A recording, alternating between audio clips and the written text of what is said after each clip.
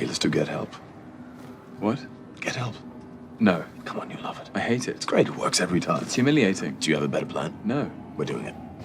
We are not doing. When a man loves a woman, spend his very last dime trying to hold on to what he needs. Oh, classic.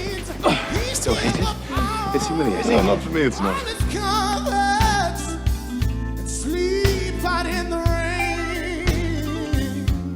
rain. What's going on, everyone? Jeremy here from The Quartering, and the next big release for Disney Plus is Marvel's Loki, a show that I was moderately interested in, but it looks okay. It looks decent. Now, had I not canceled my Disney Plus, I'd probably be interested in watching this, as many people are very excited for it. A lot of critics and fans alike are saying that it's set to launch not as big as The Mandalorian, but definitely bigger than WandaVision, which is interesting because, I mean, I guess Loki's slightly more well-known because he's been in more Marvel films, so I suppose that would all track.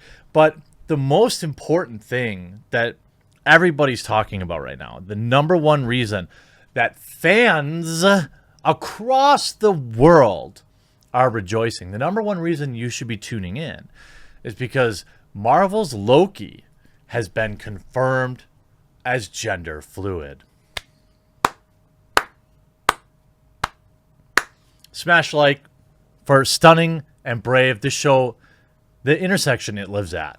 I am so happy. Now, look, Loki canonically is probably the best described as gender fluid because he can be he's a shapeshifter. So he is like a literal gender fluid person as opposed to this like modern day I just say I'm gender fluid. Like he actually is. And I don't really care. Obviously, that's fine. What I think is hilarious is the dozens of articles talking about how fans are just rejoicing around the world that Loki's gender fluid, apparently.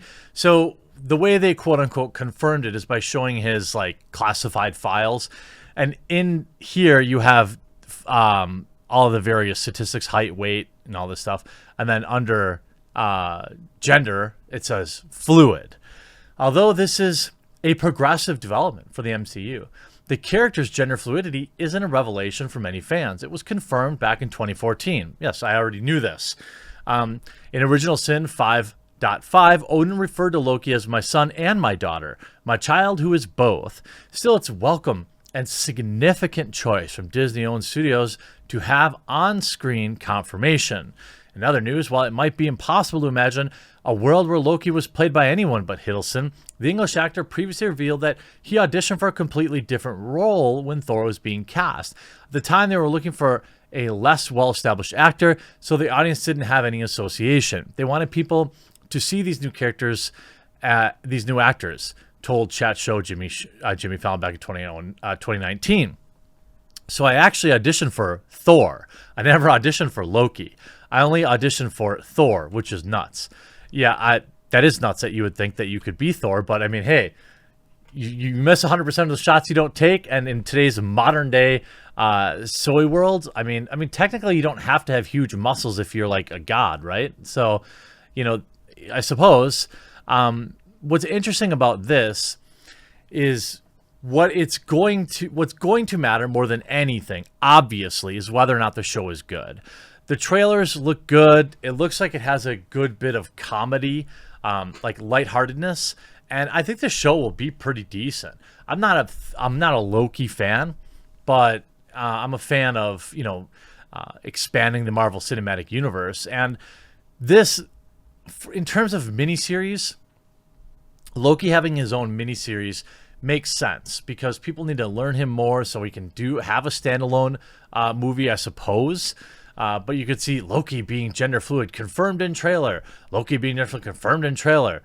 Blink if you missed it. Loki confirmed as officially gender fluid in Disney Plus series. We love to see it, but he already was officially gender fluid. See, this is one of the things that the modern day new fan, the NU fan of Marvel, that they think that diverse characters didn't exist. They think that, they are the special unicorn IRL. Well, Marvel, in fact, has had this, character for many, many years, and that's just been who Loki is. And they didn't need to make a big hullabaloo about it, but that's not the way modern marketing works now. Now, you reveal this so that a bunch of people tweet about your show just before it airs.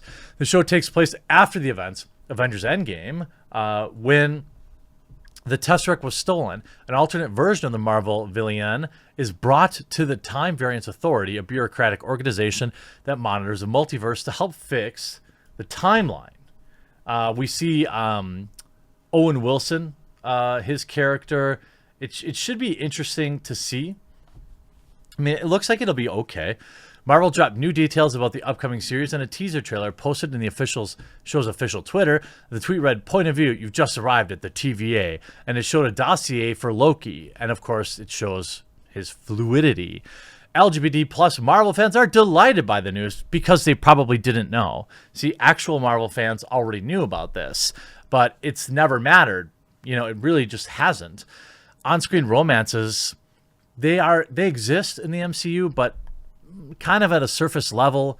I guess if you watch like Civil War Endgame, there's some underlying stuff, but people don't watch Marvel films for, romances. They watch it for action and CGI and things going boom and things like that.